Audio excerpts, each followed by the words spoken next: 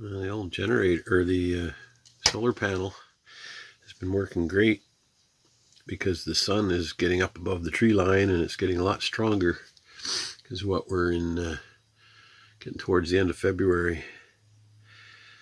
So when I came back from getting my Jeep, from getting some repairs done to it, I turned the inverter on and it was reading 13.5.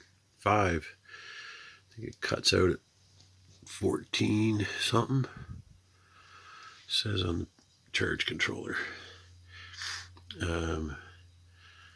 So since it was doing so well and it's only like 3 o'clock, 2-3 hours more sun left, I thought I'd charge my battery off, my drill battery off the inverter.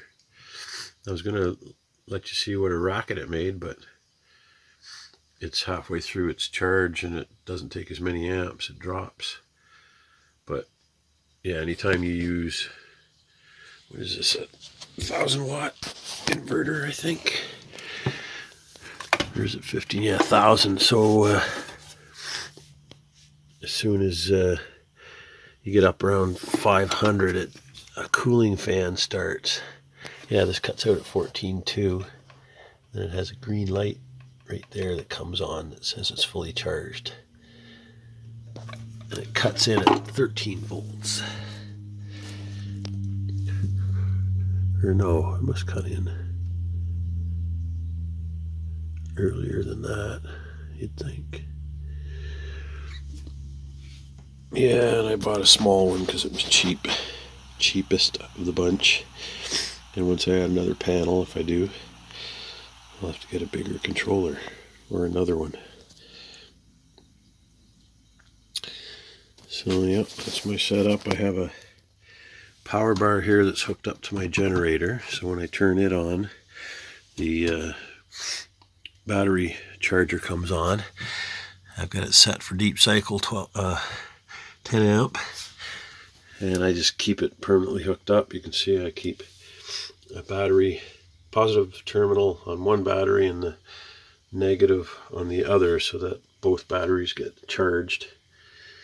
And yeah, I've got them set up in series, in sequence or in series. I think I got them set up in series, so they're both 12 volt batteries and it keeps the output to 12 volt. And if you did it in the other way, you'd end up with 24 volts, which I don't want. So you could use two 6-volt batteries. So I just went, these were just a couple $100 each. Master, Canadian Tire specials. And they're, I think they're 80 or 90 watt hours. It's written on there somewhere. So I got like 160 watt hours with the two of them, and for my needs that seems to be okay. I may end up buying a third one. And yeah, when they accepted my offer for the place and I had a month or so, I just started looking for the stuff I was going to need, either secondhand or on sale. I got that inverter on sale. So 2, 4, 5, 6, probably got somewhere around $600 with the solar panel, which is out there somewhere. You can't see it. I don't feel like opening the door. Yeah.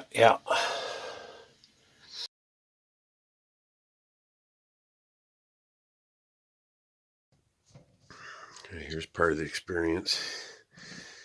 It's 5:30 in the morning, something like that. It is -20. It's warmed up a bit. It was -24 at one point in the evening.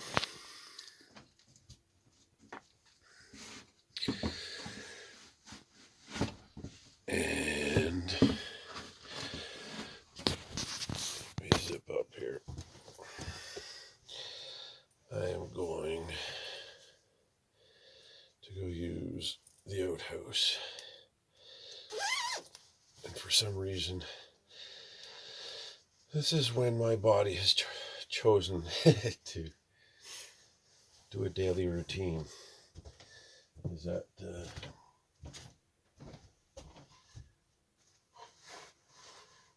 in the middle of the night, like somewhere around 4:30, 5:30, coldest possible time.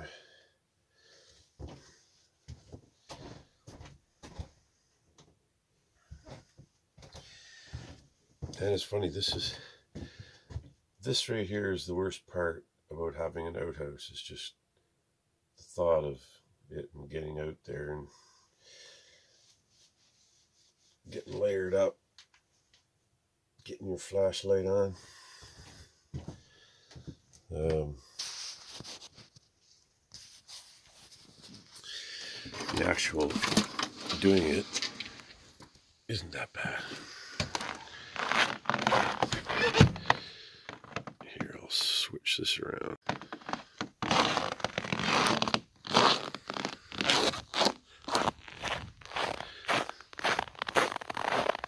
There's not that much of a wind, so it's really not that bad.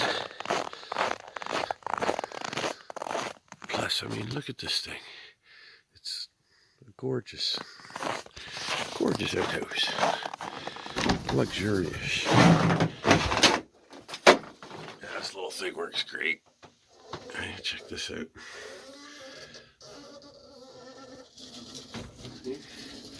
A little pulley. And that pulls the door shut. Yep. And I keep my TP in a case because the mice will get at it. And I keep a bucket for the used toilet paper because I don't want it to be in the bucket. Nice styrofoam seat. I may change this method. It's just I built the outhouse when the ground was frozen, so couldn't dig a hole. Plus I'm close to the pond here, so this is working. Alright, I'm going to do my business. There, that's over with. Main reason why I started separating the TP is the bucket. I could get away for like about a month without having to empty the bucket somewhere. So, but I could technically use my my byproduct as a fertilizer if I want to. Oh, it's so cold the trees are cracking. That's where I keep my generator. Sometimes I keep it in the outhouse too. And let's head back to the cabin, have a coffee.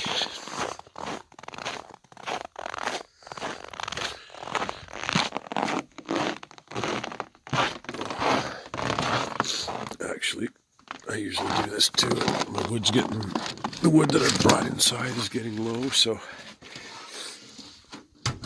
I'm dressed. I'm already cold. Yeah, I've only got 2 pieces left. So I'll bring in some pieces of wood. So something I did at some point in the evening was to turn my little propane heater on here. And I'm finding when it gets down to minus 20, it's not a bad idea to have it going. Right now, you can probably hear it. That's actually when it makes that fluttering sound. And I've learned to know that that's just the pilot on. And then when you turn the thermostat up, you can hear the flame come on. So I just keep it at its lowest setting, and when the fire starts to go out a bit, sometimes the heater will kick in. I thought my eyes looked bloodshot. But I'm just waking up here. Oh, that's something I forgot to do, is grab an ice pack. I know my coolers do. Walked right by them. Now I gotta go get them. There, my coffee's made. My bagel's made. There it is. I should keep that away from the window. I want that cooling off. And I swear it took me all friggin' night to get a really good coal base going, some embers going in that stove. I've got it roasting in here now. And I've got the window open, a crack,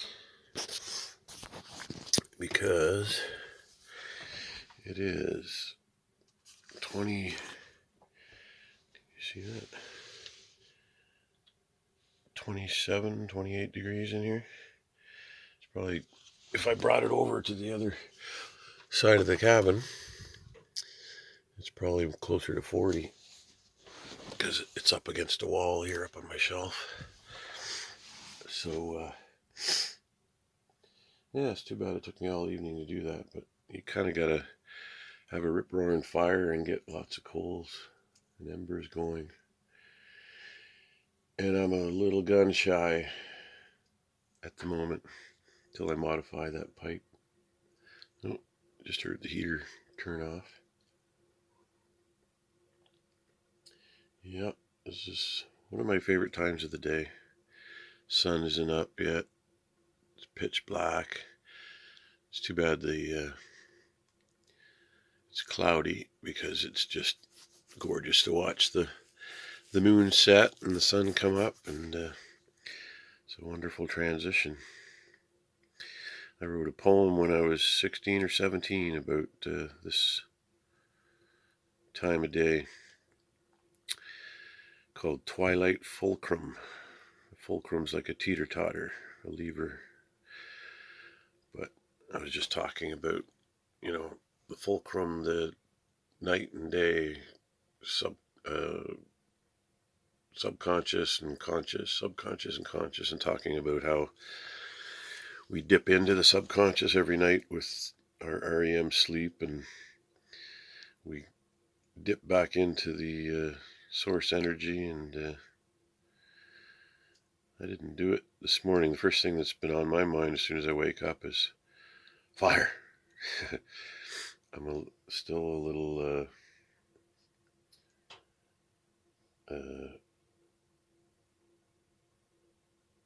was going to say PTSD. I'm a little PTSD'd by it still. It's going to take a while.